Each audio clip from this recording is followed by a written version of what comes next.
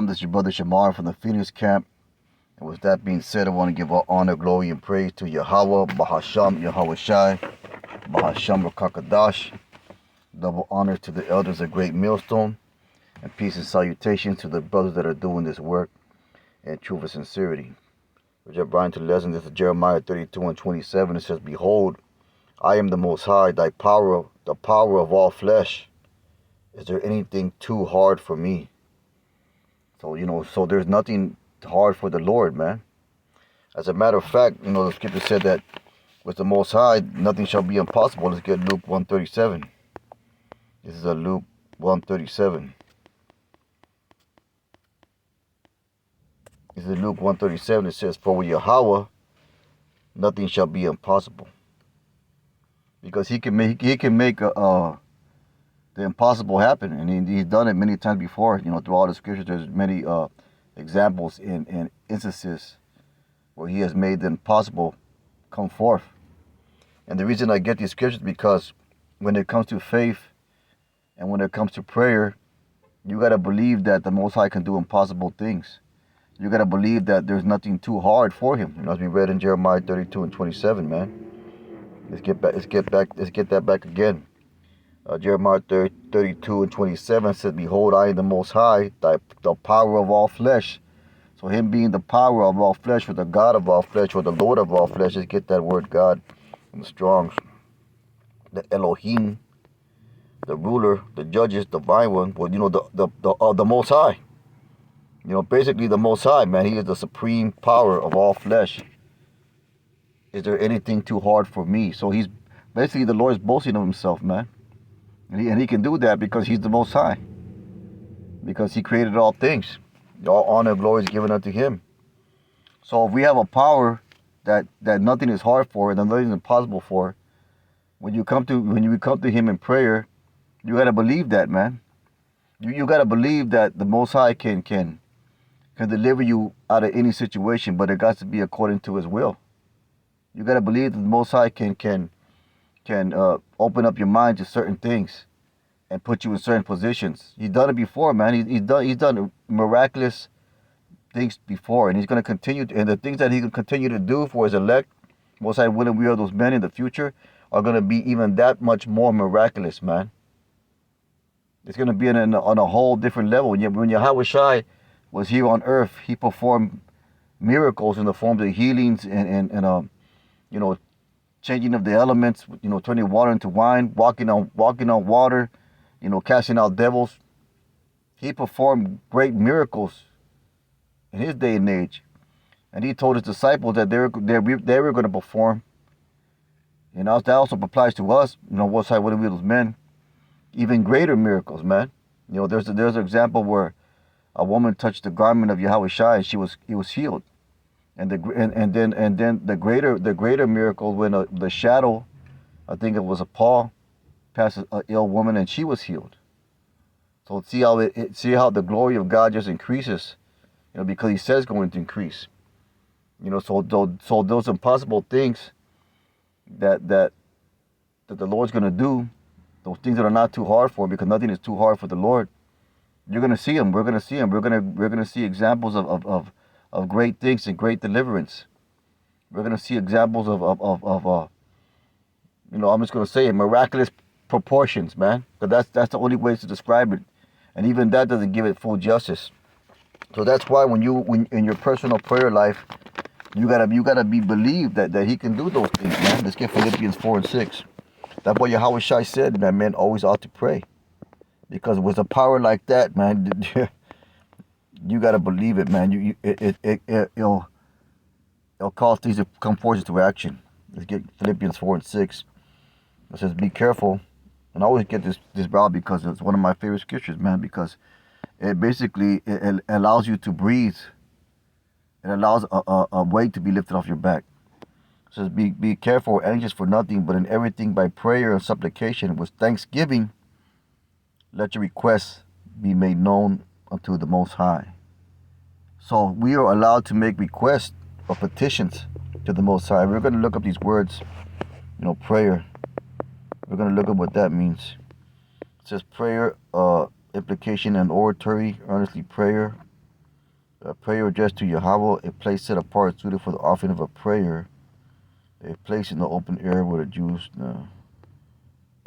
well, basically prayer, man. Let's get this one. Supplication. It says need, images, want, private penury, a seeking, asking, entreating to Yahweh or man. So the supplication is asking the Lord for a need to be fulfilled. You know, it's thanksgiving. Let's get this word thanksgiving. Thankfulness, giving the thanks, and you're thanking the Most High for receiving that in faith, man. Let your requests be made known unto Yahweh. So we are allowed to petition. It says their requests require things of the Most High, man, according to His word and according to His will. You know, He has given the access to do that. You know, and those things, those are many instances of prayers being answered in the Scripture. Let's get Acts the 10th chapter. This is Acts in the case of Cornelius, man. This is Acts the 10th chapter. Let's just run through this real quick. So there was a certain man in Caesarea called Cornelius, a centurion of the band called the Italian band, and we know that Cornelius was an Israelite. He's what you call the Jake. He could have been a confusion of face, we don't know, but he is and he was an Israelite. He wasn't it says called the Italian band. You know, maybe he was a soldier in the so-called Italian army or something. I don't know, man. The scriptures it says right here in the personality profile, just to clarify it, Cornelius was a Roman centurion who at Caesarea would have been under Pontius Pilate's authority under AD 36.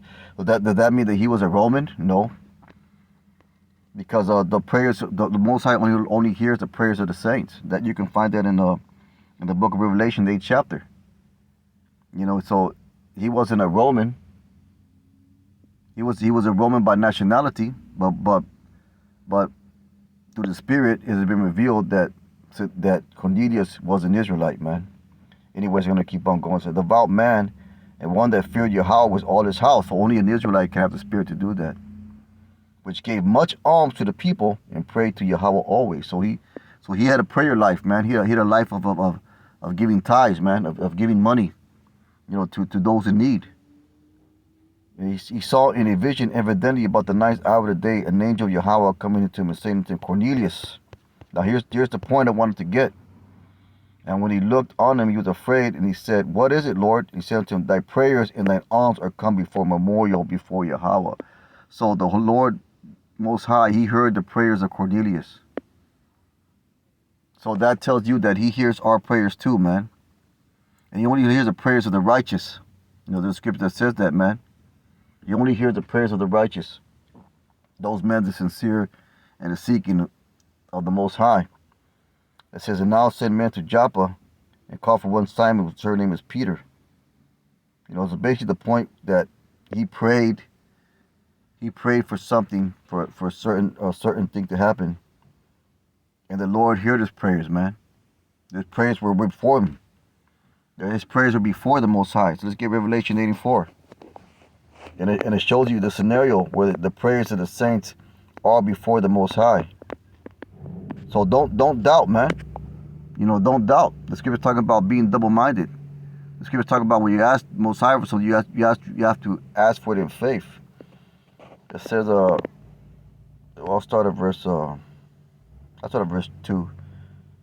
Revelation 8:2, and I saw the 7 angels stood before Yahweh, and to them were given 7 trumpets. And another angel came, stood at the altar, having a gold censer, and there was given to him much incense, that he should offer it with the prayers of all saints upon the golden altar which is before the throne. So the prayers of the saints are before the Most High, man. They don't just disappear into the air. The Lord hears our prayers, man. And knowing that the Lord hears our prayers, and knowing that there is nothing too hard or impossible for the Most High, you gotta ask and request and make your petitions known in faith. And you got to believe, man. Belief is a powerful weapon. The scripture's talking about the shield of faith. So we got to pray, man. Prayer is an important part of your spiritual life and your walk in this truth. So brothers, continue to pray. Pray for one another, man. Also the scripture says you got to pray for one another, man. In Romans the 15th chapter. You know, so you see a brother, you know, struggling with a certain thing. You can help his struggle by praying for him. Let's get Romans 15 and 30. So the scripture says that. This is Romans 15 and 30. And it says, now I beseech you, brethren, for the Lord Messiah Yahweh's sake, and for the love of the Spirit, that you strive together with me in your prayers. See, so you can help a brother out, man, by praying for his situation. You can help him strive. You can strive together with them. Let's get that word strive. It don't got a Strong's, but let's see what it says here. Make great efforts to sheep or take something. You can help that brother out in his situation by your prayers, by him praying for his situation and you praying for the situation. You can help that brother out. You strive together with me in your prayers to Yahweh for me. See, so you can help a brother out by prayers, man. You know, you pray for your petitions and your needs and necessities, and you pray for, you know, for your brother's needs and necessities, man. You know, whatever you see a brother going through, or a brother tell you that is going through, you can make a supplication, you can make a prayer known unto the Most High, man. You know, so prayer is a powerful thing, man. And just a, you know, real quick lesson here at the plantation. You know, a few scriptures that came across my my Bible lab. But with that being said, man, Most High willing, it was an edifying lesson. With that, I want to give all honor, glory, and praise to Yahweh, Bahasham Yahweh Shai, Kahala Yahweh Bahasham Yahweh Shai. Let's keep on pushing. Shalom.